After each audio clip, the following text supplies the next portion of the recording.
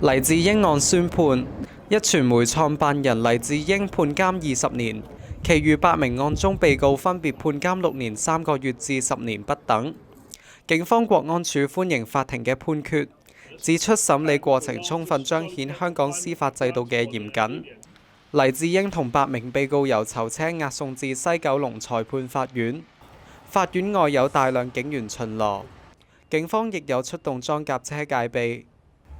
唔少本地新聞媒體同外媒都有到場，有大批公眾人士排隊攞籌。法院外出現人龍。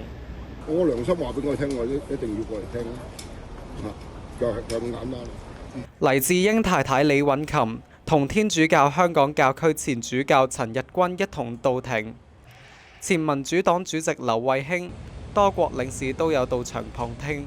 黎智英同8名被告被裁定串謀發布煽動刊物同串謀勾結外國勢力罪成。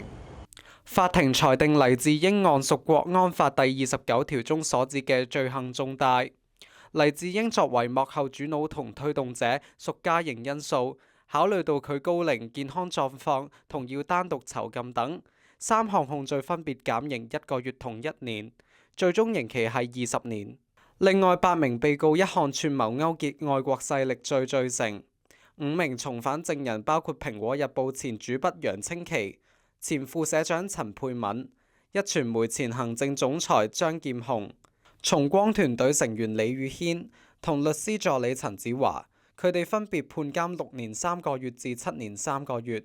至於3名冇轉做從犯證人嘅被告，判刑較重，包括《蘋果日報》前總編輯羅偉光、前執行總編林文忠、前英文版執行總編馮偉光，3個人都判監10年。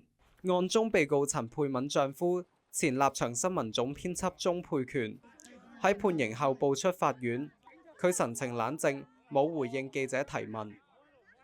我真係冇嘢講，辛苦晒咁多位，辛苦晒。我真係冇嘢講。呢個刑期會唔會好重啊？覺得我冇嘢講。而家有咩感受啊？國安處總警司李桂華表示，案件由拘捕到法庭頒下判刑，經歷5年半時間，充分彰顯司法制度嘅嚴謹。又指法庭嘅判刑突顯出黎智英作為幕後推手嘅角色。喺香港呢，佢亦都透過自己嘅傳媒王國，同埋一啲咧佢一手培植出嚟嘅激進分子咧，進行一啲反政府嘅煽動性宣傳。其實佢係想造成一個咧裏應外合咁嘅情況，行為咧係極度卑劣嘅。黎智英會話喺嗰個獄中度過佢個餘生呢個講法咧，我相信咧呢個問題咧，我哋在座之中冇人能夠講得到嘅嚇，呢個係個天先知道。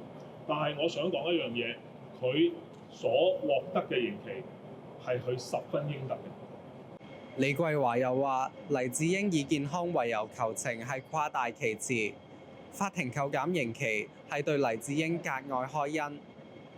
說在線記者陳元君報導。